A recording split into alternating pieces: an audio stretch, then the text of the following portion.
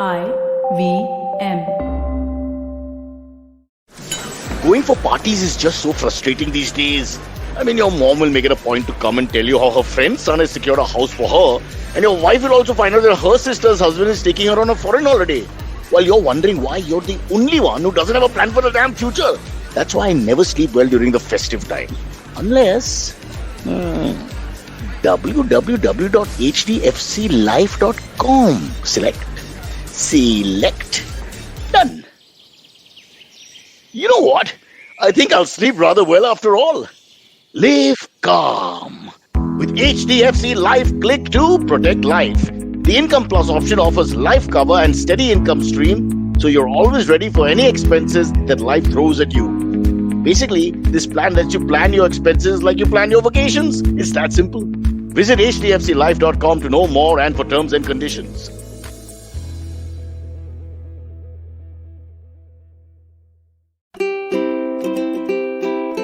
Hello and welcome to the Habit Coach podcast. I am Ashdin Doctor, your habit coach. And today with us, we have a relationship coach.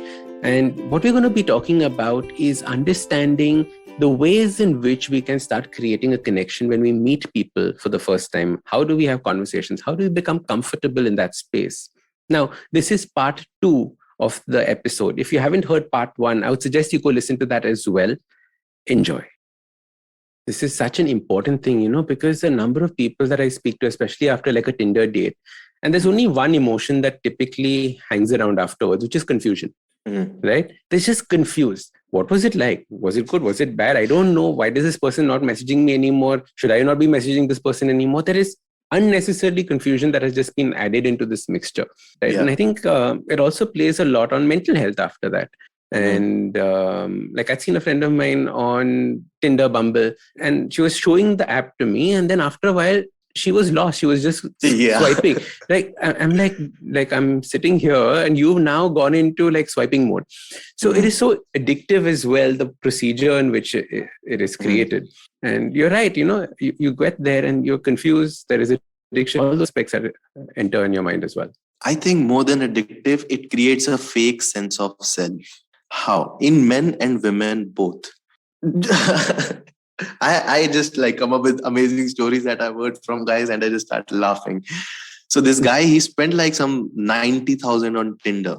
Okay. And he's like, I boost my profile. I have bought platinum. I got Bumble. I got Hinge. I paid for everything and not even a single match. And he did all of these things and then he came to meet me. Like when nothing was working, finally he was like, dude, let's consult someone.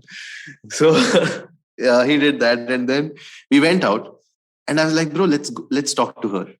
And he was like, bro, she won't like me. I was like, bro, why won't she like you? How do you know that? Like this guy, dude, he's good with maths. He's good with talking. He's good with expressing. Like she'll like you if you start talking. Like, no, bro, I won't talk to her.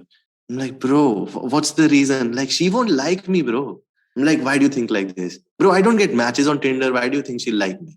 Oh, this is the belief. So Tinder made you believe you are not attractive enough just because those women are not swiping you right. But they can't hear you. They can't see how you're looking at them. They can't see how much you're standing close when are you stepping back. There are so many things that are playing role right now, bro. This moment is much better than Tinder. If things change here, the sense of self will change as well. So most of the men who are using Tinder, they have fake sense of self that they are not attractive enough because they don't get enough matches. And when they are in front of women, that's how they behave. They are not attractive enough. When it comes to women, if she wants to get accepted, validated, rewarded, she just comes on Tinder and see the options. Just because she sees these options, she starts thinking these guys, they will love me because they swiped her right. But do these guys love her? No, but she wants to feel that. So she starts feeling this sense of importance. I'm someone really important. This is her hidden insecurity. She always wanted to be someone who has some importance in the family, mostly the youngest daughter at home. This is going to be her. She wanted to have some importance in the family. So she comes on Tinder, she feels importance. She talks to some guys, but never meets them because she has an insecurity that she's not important. She's not good enough. That's why she's not important. And she didn't score like her siblings. So she's not important. Parents don't treat her equally. what if I go in front of this guy or any guy I meet, he sees who I actually am, and then I am completely naked in front of him. So I won't meet him. But yes, a lot of guys like me. I'm important. So do you see this fake sense of self? It comes up in both men and women. When we are going and talking to people, it breaks, it shatters. You're like, excuse me, hi, not interested. She just walks by and like, oh my God. This is the real world. I just got rejected. This is another woman walking. Did you see what just happened? And she's like, what? Nothing. What's your name? Hi. And I just start talking to her. This is so amazing. I was dealing with my rejection and this feeling of, oh shit, I got rejected in such a fun way. Here, this guy is not getting matches and he's depressed that women don't like him. True. So when you switch back to the reality, you actually found your sense of self. Who are you in this world, not in virtual world? So critical. Also I've noticed that Tinder starts creating these beliefs in us, right? Like friends of mine say, oh, there are no good men out there. Have you gone out there? No, on Tinder, they just don't know how to talk to me. They don't have a conversation. They don't know how to do that. I was like, yeah, but that is not the real world, right? And getting yourself out there is so important. Actually, you know what, Yadhuvir, tell us about getting yourself out there. I think that is a critical thing for people to start doing. So many people say that I'm not meeting anyone. Why? Are you going out? No, I'm sitting at home. So what, the person's going to knock on your door? Like, how do you actually meet people? What should the mind space be when you go out? So if we are talking in terms of romantic relationships, let's just say you want to feel sexually attracted towards someone. It's Valentine's. Like, I want to have sex on Valentine's Day. So you're sitting at home and you're like just swiping on Tinder, giving more money to the Tinder, #capitalism. And it's not happening. But one woman just walked outside your room, dude, on the road. You could have just said hi to her. Nope, not going to do that. Why? What if, right? So the first thing that they need to see is the 3 variables that are available over there. The first variable that is available is the environment. The second variable is the people in the environment. The third variable is me. So right now I'm at home and how do I feel? I feel that I'm alone, but I'm not lonely. I'm not feeling lonely, but I'm alone. Am I having fun when I'm at home? Oh yes, I'm having fun when I'm at home. Are there people around? No, there are no people around. How do I feel? I feel amazing. Cool. Do I want something? Yes. Valentine's is coming. I want a date. How? Let's go out. Let's meet. But I'm not looking good. Okay, I just have to go to the washroom and take a bath, wash my face, look good. That's it. I just want to look good. So I go to the washroom, I wash my face, like micro steps, Then I'm looking good. Then like, yes, now it's amazing. Then I start walking from here. I'm on the street. The first thing that changed is environment. Now I'm not at home. Just because of this environment, there are people also changing. There's no one over here. Now there are people around. So environment changed. People changed. I want to feel the same as I was feeling at home, incongruence. So this environment will suppress my emotions. And I'm like, oh shit, dude, people are looking at me. What will I say if someone comes like, what are you doing? You're talking to girls? I can't do this, dude. People are looking at me. So I'm saying I have to be in congruence with environment and people. Because the thing is, there's amygdala in our brain. It's constantly sensing threat. Anywhere, any place, I'm sensing threat. So what if I show my brain there are no threats? So when my brain can see there are no threats, my autonomous nervous system switch to parasympathetic nervous system. I'm like relaxed. Like when we are sleeping, we are relaxed. But when, let's just say, there is a dog running behind you, your breathing is faster. It's sympathetic nervous system. It's fight and flight. It's amygdala working. On the other hand, you're relaxed. Your amygdala is chillax sitting over there. So if I prove my brain that this environment is chill as F, now, whenever I go and talk to someone, I won't feel any kind of judgment. So instead of gathering up motivation to approach women, I just have to make my feel relaxed and comfortable in this environment. That means I have to come in collaborative frame with this environment and the people in it. Before I'm in a competitive frame with the environment, I want to be someone in this environment. I want to be someone in these people. I want to get a girl. I'm competitive. People are not getting a girl. I want to get a girl. I become collaborative. I'm like, I want fun. If I'm having fun, everyone wants fun.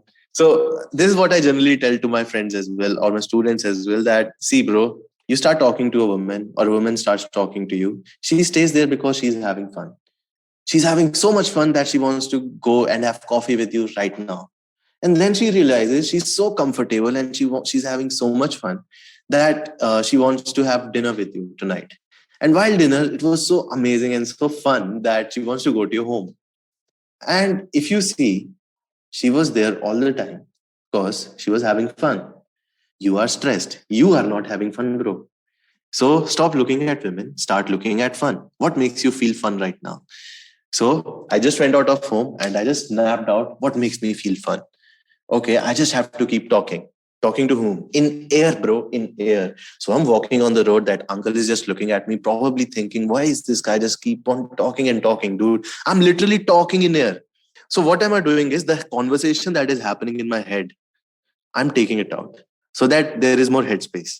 So I'm like, okay, that auntie is looking at me. Auntie is looking, auntie just went, oh, dude, look at her dress. Oh, it's a lady boy. Anyways, I'm walking and walking. Oh man, I'm feeling my heart is racing really faster. I'm looking like a fool, literally looking like a fool walking on the street, just talking like I'm literally walking and doing this.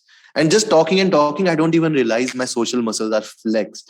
And I see a guy coming from here and like, hi bro, nice shoes. And there's a smile on his face. Now this smile is sensed by my amygdala. And amygdala says, oh, no threat. Then like, hi guys, you look amazing together. There's a couple walking. Excuse me, hi guys, you look lovely together. And they're like smiling, thank you. Oh, no threat. Then I'm like walking like they're group of guys. Like guys, you guys are having amazing vibe, guys. I was just standing there. I can listen to you guys from there. Where are you guys from? Now I'm building up a bit of conversation. So like we are from here, we are from here. Like, yeah, awesome guys, have a nice day. God, no threat, they're laughing. Then walking, there's a woman walking towards me. I'm like, excuse me, hi. Are you from around here? She's like, yes, I'm from around here. Like, awesome. What's your name? Hi. And she's like, what's going on? I'm like, nothing. I'm just socializing right now. What's your name? Hi. She's like, I'm not interested. I'm like, awesome. Have a nice day, anyways. Thank you. I won't say thank you. Just have a nice day. So she just passes by. Again, I see no threat. Now I see a woman. Excuse me, hi. I just saw you from there. So I thought I should just come and say hi. What am I doing is I'm building up a momentum of taking small steps. And this momentum started the moment I realized I got to get up and look good. Okay. Since that time, this momentum started. I just have to be with this momentum and it will take me there. But we keep putting on breaks in between. We go out and we don't want to feel the same. So the first thing I would say is if you want to go out and start implementing it, stop going against the environment. Stop trying to think what are people going to think about you. If your brain is thinking this way, what will people think about me if I start approaching them? First, start with talking in air, not talking to anyone. Just taking the things going on in your head. Talk about your emotional state. Talk about what's going around. This is what we do when someone is in panic, right? We ask them to look around through their sensory organs. So I ask them to do this. And after that, step up, compliment, nice shoes, see the smile. Amygdala sees, oh, no threat. Then compliment the couples, compliment group of people, compliment 5, 6 people like this. By this time, your brain will be like, dude, this place is not a threat to me. The moment your brain is not able to sense any threat, you are having parasympathetic nervous system switched on, you're more relaxed now. Your hand movements will be more relaxed, not like jittery. It won't happen. So, yeah, this is the second thing that I'm going to tell them. And then after that, keep building upon the conversation. After the compliment, start talking to those guys. And there's a huge process that follows further. Like I'll tell them, like, go and start talking to women now. And most men will be like, but bro, how to hold their attention, how to go on a date with them. I don't know all of that. This is where the whole process of what I actually teach comes in. So this process is divided into 4 parts. There is stimulation. The first thing, stimulus. She won't stand there if she's not having fun. She won't have fun if you won't stimulate her. Same with women who want to be with men. You want him to be there, stimulate him. That's the first thing. After stimulation, you'll get some signals.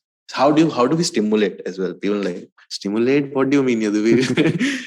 So stimulate as in we stimulate verbally and non-verbally. Mostly we focus on non-verbals because language came like not a very long time ago. We have been talking through gestures and bodies.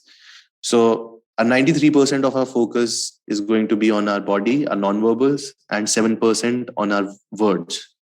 So I will focus on my eye contact. The moment I look at her, most guys are like, okay, eye contact, bro, where to look? Which eye? Or should I look at the eyebrows, the middle of the eye, nose, lips? Where should I look? So in our physics class, we have studied in our childhood that our eyes, they converge and that's how they see. So eyes can only see at a point. Pick one eye, look into that one eye. That's it. The other person won't know that you're looking into just one eye. And when you're looking at one eye, it's a meditation as well, Tratak, right? You're looking at one eye, just one object, and there's this one pointed awareness.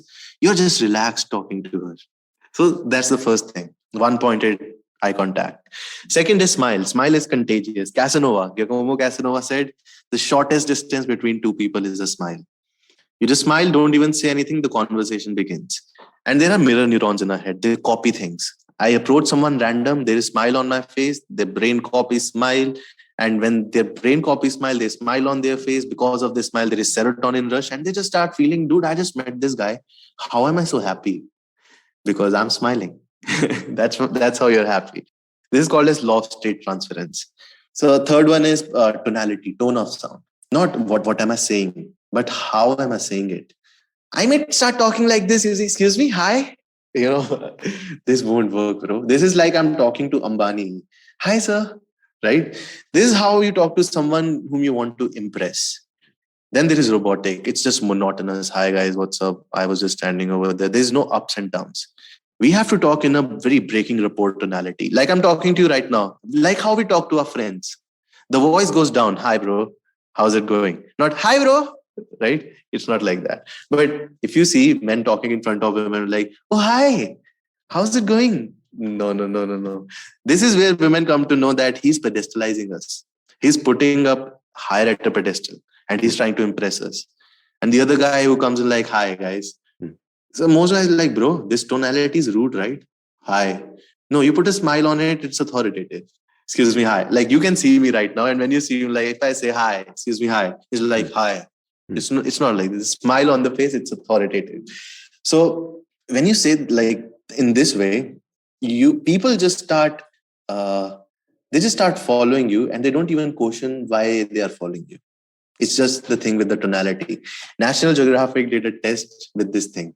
They made a guy stand on a railway station. There was they made a box in front of this guy and people were passing by. And first of all, he was trying to tell people like, don't step in my box. And he was using this sound. Step out of my box. Step out of my box. And people are like, there's no box. And then the moment he's like, get off my box. Get off my box. People are just getting out of his box and they are not even asking, why are you saying this? Who are you to say this? They are just instinctually following it. So this is the tonality. Then there is proximity. Proximity means how close am I standing to someone? If it's very difficult for me to stand close to someone, that means I'm afraid they will see me. So I maintain a distance, which is why you'll see the guys who are having sexual intentions with women. And if they feel having sexual intention is something really bad, they talk to women and they'll be like 1 arm distance. And they are very hesitant to get close to her. They have to follow step-by-step approach. How, like 1 step from here, 2nd step from here. They're not even listening to her. They're not looking at her. They don't know what is going on over there. The only thing they're thinking about is, how do I get her? How do I get her? How do I get her? So they miss out on the whole talking part, which is why they don't get her. She doesn't feel heard. True. We're going to take a quick break. See you on the other side. Hey everybody, it's been another great week on the IVM Podcast Network. On Advertising is Dead, Varun is in conversation with Vedant Lamba, sneakerhead and founder of the Main Street Marketplace. Vedant shares how his vlogging routine led to the creation of his sneaker company. On Shunya One, Sheila Datya and I are joined by Tarun Chabra, founder of Neiman's. We talked to him about how he started the shoe company and built a value-driven brand. On Big Talk about Tiny Humans, Devi Shobha and Meghna share a 4-step guideline for talking to children about death. On Say No to Drama, Chetna drops some truth bombs about the happily ever after of life post the wedding. And on Hanswani, hear the story of Us Bheed Mein Wo Kaun Tha. It details the tragic story of the laborers who had to migrate their villages on foot during the pandemic in 2020. Do follow us on social media. We're IVM Podcast on Twitter, Facebook, Instagram, and LinkedIn. And remember, if you're enjoying this show or any of our others for that matter, please do tell a friend. Don't forget to rate us on any of the platforms that you're listening to us, whether it's a rating, whether it's a review, it all helps. And do remember to check us out on YouTube. We have a number of channels. They're available on ivmpodcast.com/YouTube. And finally, I'd like to thank our sponsors this week, Bank of Baroda, CoinSwitch, Kuber, and HDFC Life Insurance. Thank you so much for making this possible. Welcome back. All right, let's jump into the conversation. So true, right? Coming with that agenda itself, puts pressure on you. And then we think that our intentions are hidden, but it's actually wide out there. Yeah, the thing is, there is a difference in between desire and intention. The desire is very primitive. I was reading this book, Breakthrough Advertising. So this guy, Mark Eugene Schwartz, so he talks about this thing that people, when they create businesses, they think they have to create a desire in the people for their product. But this is not true. They don't have to do this. They have to tap into the desire which is already within people. And this desire is called as mass desire. Everyone holds this desire. So if you associate your product with this mass desire, which is already within people, they will buy it. And it doesn't really matter what you're selling them. They will just buy it. So even if you tell them you just have to look at a screen and give us your waking hours, they will do it. True. So this is the thing, dude. And this mass desire is always there. So when it comes to dating and relationship, I'm going to be 28 now. I'm a man. I see a woman who's attractive. I feel a rush of endorphins in my body. And I feel attracted towards her. This desire is there. But how do I carry this desire? This is called as intention. How do I take it there? How does she see this? How do I show it to her? This is intention. So when women ask, what are your intentions? They get afraid. Oh, dude, what should I say? She's asking your intentions. She's not asking your desire because she already knows that. Men think she doesn't know that I'm hitting on her. The moment you started walking towards her, she knew from the side corner of her eye that you're walking and she knew what you're going to talk about. Women can access the belief system in just 3 seconds. Why is he here? Again, if I can talk about it, yeah. There was a study done for this. Mothers were called and scientists told these mothers that there is this huge room filled with stuffed toys. You have to tell your kids that they can play with any toy in the room, except there's a white color stuffed toy cow in the middle of the room on a table. Except that they can play with any toy. So the mother goes in. They were sending little daughters, 4-year-old, 5-year-old. And mother's like, listen, sweetie, you can play with any toy in this room, but you cannot play with that white color cow. So the same thing. I ask you, don't think about pink elephant. You start thinking about the pink elephant. So she starts walking, looking at the white color cow because she wants to see what's there. But she keeps going straight, picks up a dinosaur, sits down, starts playing with the dinosaur, then looks at the white colored cow, then looks at the mother. And the mother just has to raise the eyebrow. And she's back at the dinosaur. Then she looks at the cow again. Then she looks at the mother. Mother is like, boom, she's back to the dinosaur. This was what all of these little girls were doing. Then comes a 5-year-old Timmy. And mom is like, listen, Timmy, you can play with any toy in the room except that white color cow. The first thing Timmy did is he started running towards the white color cow, sprinting towards it. And the mother has to physically restrain him. No, Timmy, no. And not even once Timmy looked at his mother's face. What does this mean? Scientists said women from a very small age are looking at you. If you have a sister, if the listeners over here, they are having sisters at home, whenever guests come to visit your place, if your mom has to tell your sister, go to the kitchen and make tea, she won't verbalize it. She won't say it. She'll look at your sister, then she'll look at the kitchen and the sister understands. But what if she has to do the same thing with you? She'll look at you as a man and she looks at the kitchen. You don't understand. So the mother has to get up from there, go to the kitchen, call out your name, ask you to take the tray and serve the people. Because you don't look at people. Men here, men are of words. Women, they look. So this is something that scientists came up with when they saw this whole scientific thing when it comes to women. That women, they're looking at men from a very small, they're just looking at everything and everyone from a really small age. On the other side, men, they just want the white cow. They are very task oriented. Men are task oriented. He's talking to this girl, but the only thing he's thinking is, what can I say so that I can get her number? What can I say or do so that I can go out on date with her? What can I say or do so that I can get my white colored cow? Do I need to get good marks? So this is what guys are doing. So while this guy is trying so hard to find out what to say or what to do to get his white color cow, she's looking at him trying so hard. So the only thing I'm asking guys to do when they are talking to women is look at her. And guess what guys are so afraid of?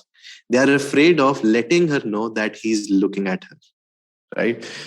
So this is the thing, dude. When you look at them, they feel like they have been noticed. And this is not something bad. Dude, she spent 2 hours to look like this. You look at her, make her feel noticed. You go there, you talk to her. And second thing is, don't be apologetic about wanting what you want. Don't be apologetic about I like her. Be very open about it. Dude, you're really good looking. I don't know you yet. I would love to know you. But before that, hi, what's your name? Hi. You start talking to her, right? And I'm not at all apologetic about I came here, it's so random. I will empathize if I see that she is stepping back. And like, I know it's pretty random that suddenly from nowhere, I just appeared in front of you. I'm a nice guy. I was just standing there. I found your walk really amazing. Whatever I liked in her at that point of the time, I'll just go and start talking to her that way. I'm very observing in nature. And this observation like hooks me, anchors me to the present moment as well. I'm looking at her. And as a man, instead of thinking about what to do, I look at her and then things go the right way. Then I come back, okay, what all did I do? Now I get my white cow. Do you see? My focus is not on my white cow when I'm in front of her. I know I want my white cow. It's on the back of my head, but my focus is on the intention. How do I show it? And mostly it is done with the help of sub communications. These eye contact, smile, tonality, proximity. These are non-verbals. Then there are verbals. This is what we call as game. We have named it game because people play games. There's another book that I'm reading by, dude, I forgot the name of this guy. The name of the book is Games People Play. Okay. And people play games, dude. There are games people play in parties, games people play in office, games people play in relationships. This is a game. But this is not a game where either I will win or she will win. This is a game where either we both will win or no one wins. So this game has to be collaborative. There's an analogy that I teach my students as well. See it like a table tennis match. Don't get too serious. She's just playing with you, right? She throws ball back into your court. You throw back into her court. Keep playing. Enjoy this play. Don't she smashed, she threw a smash towards me. Damn. Don't do that. The moment you start doing that, she'll leave from there because now she is not enjoying it. But if even after doing that, she's enjoying it, there is some problem going on. This is trauma bonding. You both are enjoying becoming aggressive towards each other. So whenever you go and start talking to this woman, be in very collaborative frame. That means everything she's throwing towards me, I have to playfully throw it back towards her. So she's like, why are you talking to me? I'm like, why do you think I'm talking to you? Instead of, why are you talking to me? I find you really attractive. No, this is boring. This is logical. This is 0-1. Why are you talking to me? Because I found you attractive. It finished. It's 0 and 1. But what if I'm like, why are you talking to me? Why do you think I'm talking to you? I don't know. Do you want to know? Maybe. Are you always this confused? Do you see this talk is not going anywhere? This is table tennis going on, right? Somewhere it is. So not all of the conversation is going to be this way. But somewhere we have to keep these things. I will come back to, so what do you do? Or something like, have you ever been here? I will start talking about these things. But in between, I have to talk about things that I love to talk about. This is something I call as multiple threading. Whenever men meet women, they start stretching one thread of the conversation. What's your name? What do you do? Where are you from? Where do you live? Who are you here with? The most boring Yeah. lines that you can think of. The most boring way of everyone's done that. She feels interviewed. Correct. And what this guy is doing is he's stretching one thread only. And I call this thread the thread of purpose. Purpose as in my purpose is to know her. What does she do? Where is she from? So this is a thread of purpose. And most of the guys, they are literally unrelatable to women. They just talk about anything. And she's just standing and listening, not able to understand.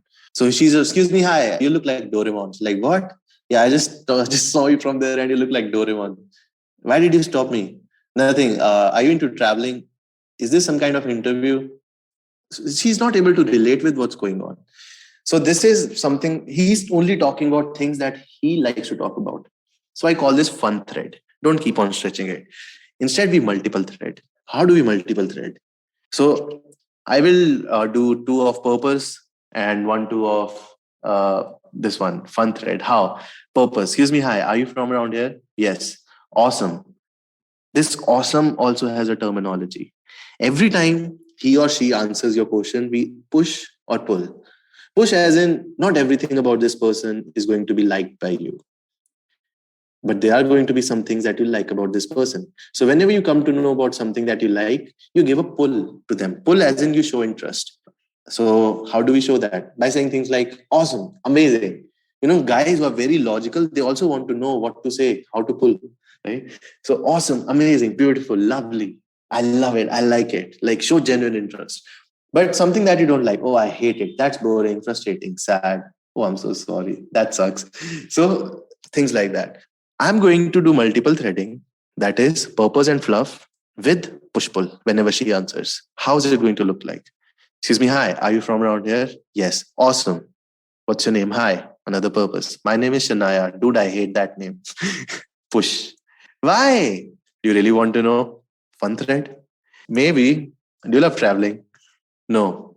Shit. Why am I meeting wrong people today? Push again. What do you mean? Nothing. What do you do? I'm into software. Dude, I love that. What do you love about software? Say, please tell me what you love about software. Now this is again fun. So I'm shifting this is called as stimulation. I'm like literally doing with their brain. Look here. Now look here. Look here. Look here. Look here. Look here. Look here. Look here. And this is fun. Like this is very child. So I take the child within me to come out. I'm like, dude, come out. Let's play. And then slowly, I start transitioning into an adult. So it looks like very childish conversation in the beginning. Then it goes a bit purposeful. Then it goes a bit childish. Then it goes a bit purposeful. And this captivates both of these people, which is the second thing. After stimulation, we captivate. So while captivating, we have to move. We have to go to places. We explore new places. And this captivating helps her to trust you. And after captivating, she trusts you enough to be with you. So this is how it all starts. We start with stimulation. And you know what?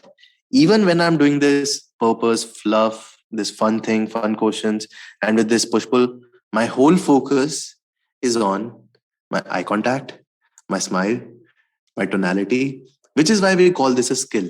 Because your brain, you're consciously focusing on your non-verbals and you're taking what the things to say from whatever she's saying to you.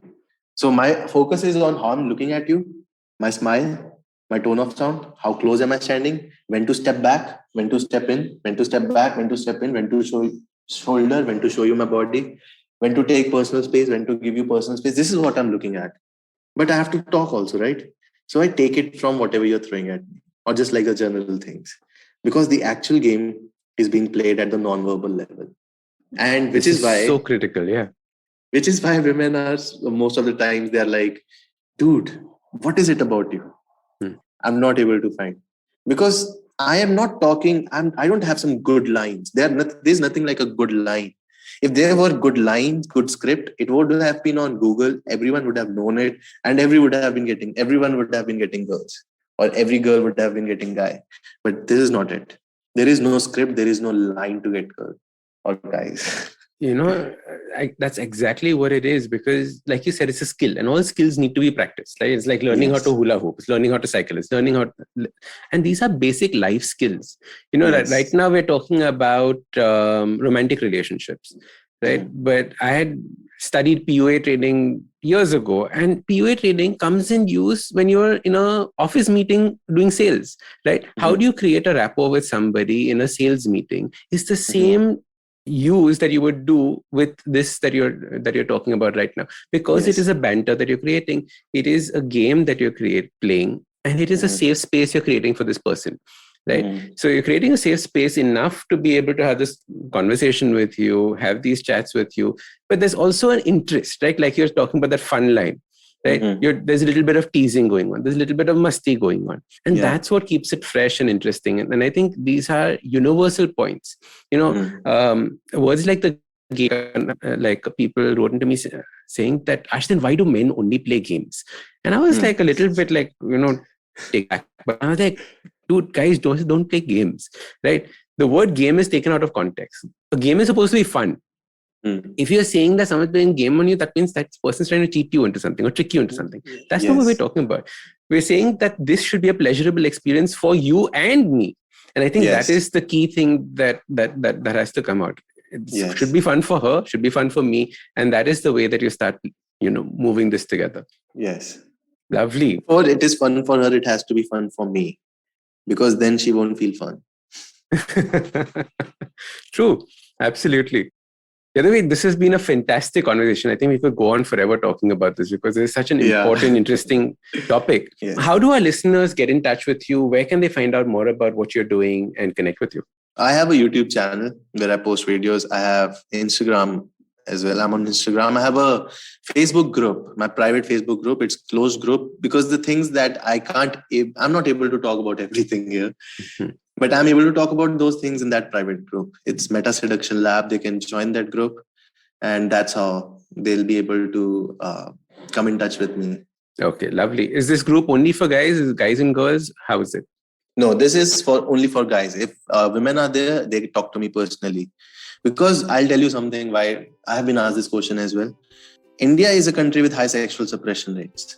And men are physically more powerful when compared to women who are emotionally more powerful, which is why women are able to handle emotions in a much better way than men. So just because men have this peaks of testosterone hits, they can go in a wrong way. They talk about things in a way which can get them into trouble. So I don't want women to be in this group. Most of the people have told me, but you can just neutralize it if you put women there. No. These guys will start stalking them and things can go really bad way if I put women there. So this group is not for women. When it comes to women, they directly talk to me. Lovely. And they would get in touch with you over like Instagram or Instagram, or they can. What is your Instagram channel called? It's I am the Yadhuvir. I am the Yadhuvir. All right. Brilliant. Yes. Yadhuvir, thank you so much for coming on the Habit Coach podcast. It was amazing. Brilliant. If you like this podcast, don't forget to check out other interesting podcasts on the IVM network. You can listen to us on the IVM Podcast app or ivmpodcast.com. You can also follow us on social media. We are at IVM Podcasts on Twitter and Instagram. If you want to reach out to me, I am Ashdin Doc on Twitter and Instagram. You can find lots more information on my website, awesome180.com, or check out different content on my YouTube channel called AWESOME 180. That's Awesome 180. Inflation, fiscal deficit, GDP, MSP, NPA, equity market वगैरह वगैरह। दोस्तों, हमने सारे शब्द TV या अखबार में जरूर देखे होंगे या फिर सुने होंगे, पर हम में से कितने लोग हैं जो ये जानते हैं कि इन सब का सीधा प्रभाव पड़ता है हमारी सैलरी पर, हमारे इंक्रीमेंट पर और कमबख्त हमारे खर्चों पर। दोस्तों, मेरा नाम है अभिनव त्रिवेदी और मैं बात कर रहा हूँ इक्का दुक्का इकोनॉमी पॉडकास्ट से, जहाँ पे इस तरह के इकोनॉमिक और फाइनेंशियल टर्म्स को मैं जोड़ूंगा सीधा आपकी जेब से। हर मंगलवार एक नया एपिसोड सुने IVM पॉडकास्ट की वेबसाइट, ऐप या फिर किसी भी अन्य पॉडकास्ट प्लेटफॉर्म पर। Working Monday to Friday glued to your chair making you feel dull? Worry not. Get your 5-minute weekly dose of travel around the world with postcards from nowhere. Join me every Thursday as I explore the strange, obscure and fascinating parts of the world and bring out facets of travel you may not have thought of before. You can find us on the IVM Podcast app, website or wherever you get your podcast from.